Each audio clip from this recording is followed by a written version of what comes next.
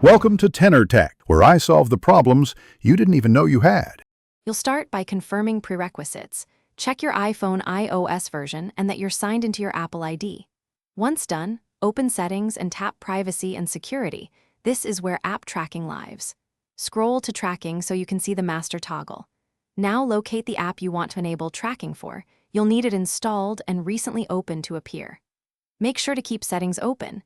Next, we enable the specific permission inside tracking and the app itself. You control tracking centrally. In Settings, Privacy and Security Tracking turn on Allow apps to request to track. Once that's enabled, go back and open the specific app you want tracked. Many apps only show the prompt after being launched. When the prompt appears, choose Allow.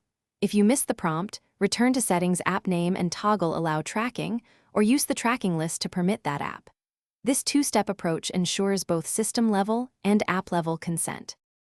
To finish, verify the app appears allowed under Settings, Privacy and Security Tracking so you know the change took effect. If you don't see it applied, force quit the app and relaunch, or restart your iPhone to clear cache settings.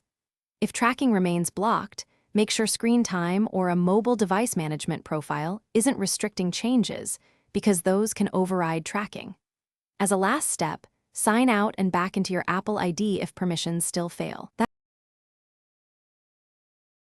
Thanks for watching. Subscribe to keep your life in tune.